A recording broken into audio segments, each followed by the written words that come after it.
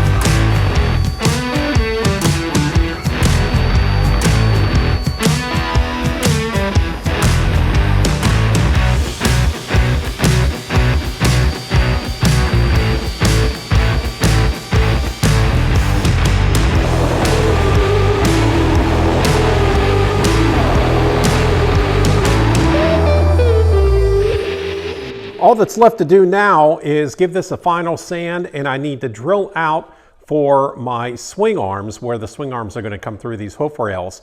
And I'm not only going to drill those out, but I also put bushings, nylon bushings inside to help it rock and move a lot smoother. So we'll do that. I've got the drill press all set up, so we'll head over there.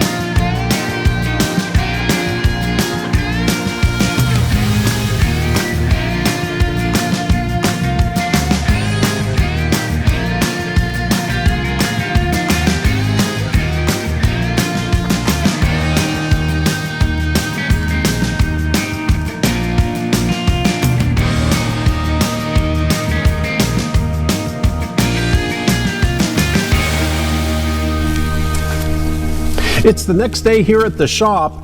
Yesterday we were able to get our hoof rails all finished up, and the top part of our safety stand as well. All that's left to do on the base is to drill out the 2 inch and 3/8 holes so we can drop our posts, so we can go ahead and get our stand all finished up. So let me go grab the base and we'll get those holes drilled.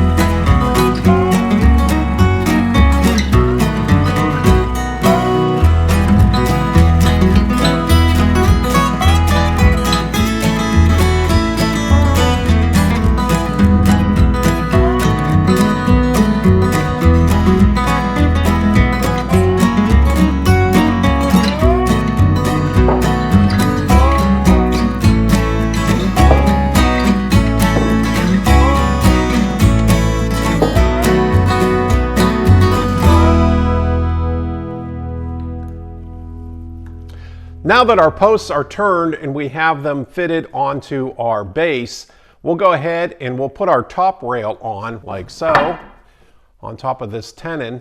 And this tenon, of course, is long, so I've gone ahead and marked. I'm going to take these over to the chop saw and I'll cut those off. I'm going to cut them a little bit proud though, so it gives me enough material to sand. Now the way this is all fastened down, once I cut these tenons off, I'll cut a slot over on the bandsaw, and we'll put a wedge down inside. We'll glue it and then hammer a wedge down in, and that will spread that tenon and make it nice and tight. So that's what we're going to do now.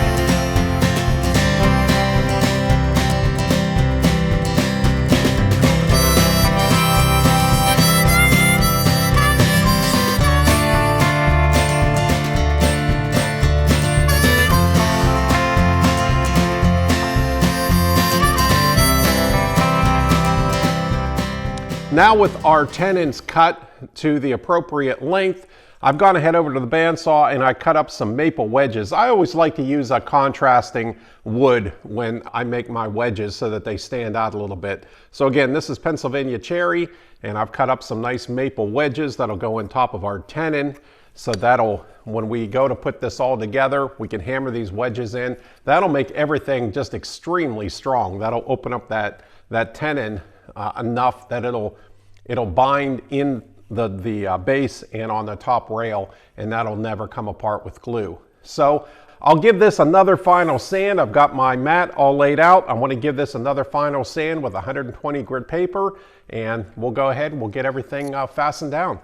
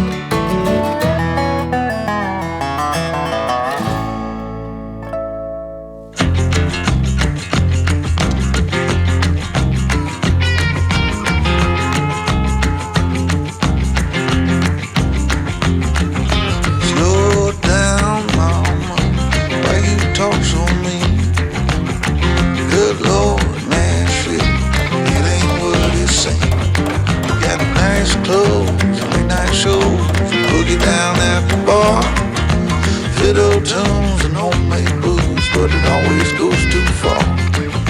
Shooting pool, crack a jack, take off now and don't look back. But hey, don't you wanna play?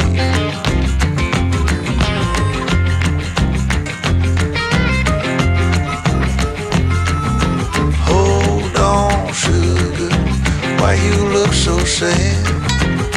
Come on now, mama, ain't nothing here so bad. You got fast cars, movie stars, party on down the street with Mary Jane, good cocaine, plenty down there. some days. Take off now, don't think twice. But hey, don't you wanna play?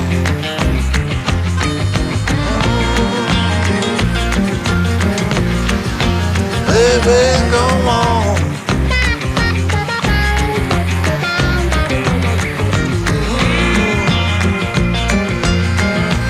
Tell me where you wanna go. But baby, I don't work down there anymore. No, I don't.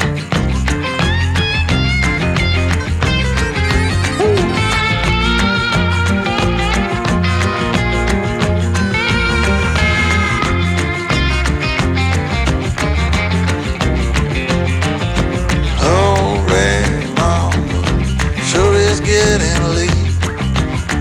Come on now, mama, don't you hesitate.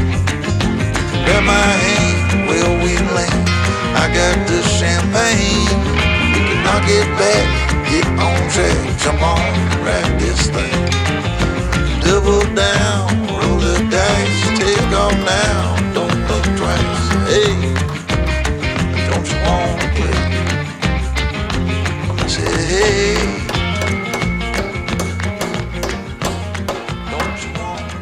There we go, our stand is now complete. All that's left is to set this aside to dry for a few hours. I'll come back later and cut those wedges off and then give everything a final sand, make sure everything's nice and smooth, and then it'll be ready for the paint booth and we'll get some stain put on it.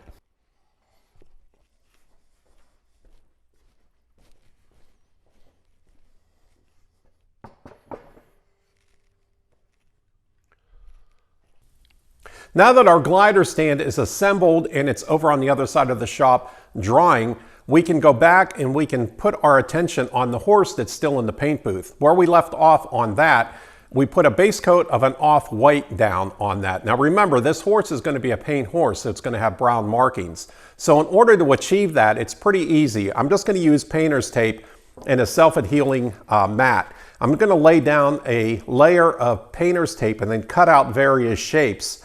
And then we'll take those into the paint booth and we'll start applying those to the horse. So what we're going to do is preserve the white underneath the paint the entire horse the dark brown, and then pull the tape, and then there are your markings for your paint horse. So let's get going on that.